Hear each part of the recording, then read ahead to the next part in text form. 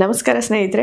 ನಮ್ಮ ಹಾಸನ ಹೊಯ್ಸಳರ ಬೀಡು ಅಂತಲೇ ಪ್ರಖ್ಯಾತಿಯನ್ನು ಹೊಂದಿದೆ. ಇಂತಹ ಹೊಯ್ಸಳರ ಸಾಮ್ರಾಜ್ಯ ಸುಮಾರು 350 ವರ್ಷಗಳಿಗಿಂತಲೂ ಅಧಿಕವಾಗಿ ತಮ್ಮ ಸಾಮ್ರಾಜ್ಯವನ್ನು ಕಟ್ಟಿ ಆಳ್ವಿಕೆಯನ್ನು ಹಿಂದೆ ನಡೆಸಿದೆ. ಇಂತಹ ಒಂದು ಸಾಮ್ರಾಜ್ಯದ ರಾಜಧಾನಿಗಳು ಯಾವುವಾಗಿದ್ದು ಅಂದಿನ ಕಾಲದಲ್ಲಿ ಅನ್ನೋದನ್ನ ಈ ಒಂದು ಪುಟ್ಟ ವಿಡಿಯೋದಲ್ಲಿ ನೋಡೋಣ ಬನ್ನಿ. ಕ್ರಿಸ್ತಶಕ 1026ರಿಂದ 1048ರವರೆಗೆ ಸೊಸೆಊರು ಅನ್ನೋದು ಹೊಯ್ಸಳರ ರಾಜಧಾನಿಯಾಗಿ ಮೊದಲಿಗೆ ಆಳ್ವಿಕೆಯನ್ನ ನಡೆಸಲ್ಪಟ್ಟಿದ್ರು.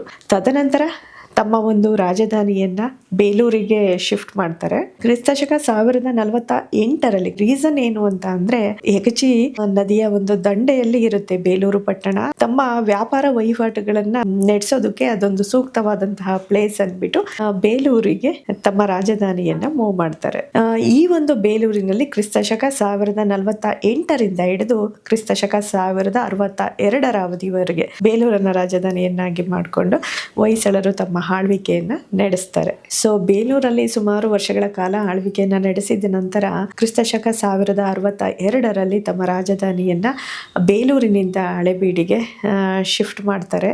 ಸೊ ಅದು ಸುಮಾರು ಒಂದು ಹೊಯ್ಸಳ ಸಾಮ್ರಾಜ್ಯ ಅಂತ್ಯ ಆಗೋವರೆಗೂ ಹಳೆಬೀಡನ್ನೇ, ಅಂದ್ರೆ ಹಿಂದೆ ಅದನ್ನ ದ್ವಾರ ಸಮುದ್ರ ಅಂತ ಸಹ ಕರಿತಾ ಇದ್ರು, ಅದನ್ನ ತಮ್ಮ ರಾಜಧಾನಿಯನ್ನಾಗಿ ಮಾಡಿಕೊಂಡು ಆಳ್ವಿಕೆಯನ್ನು ಹೊಯ್ಸಳರು ನಡೆಸ್ತಾರೆ.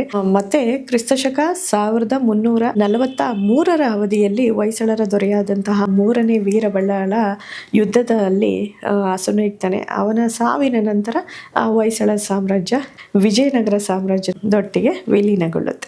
ಒಟ್ಟಾರೆಯಾಗಿ ಹೇಳೋದಾದರೆ ಹೊಯ್ಸಳರು ಸೊಸೆಊರು, ಬೇಲೂರು, ಹಳೆಬೀಡುಗಳನ್ನು ತಮ್ಮ ರಾಜಧಾನಿಗಳನ್ನಾಗಿ ಮಾಡಿಕೊಂಡು ಹಿಂದೆ ತಮ್ಮ ಸಾಮ್ರಾಜ್ಯವನ್ನು ವಿಸ್ತರಿಸಿ ಆಳ್ವಿಕೆಯನ್ನು ನಡೆಸಿದ್ದಾರೆ ಅಂತಲೇ ಹೇಳ್ಬೋದು.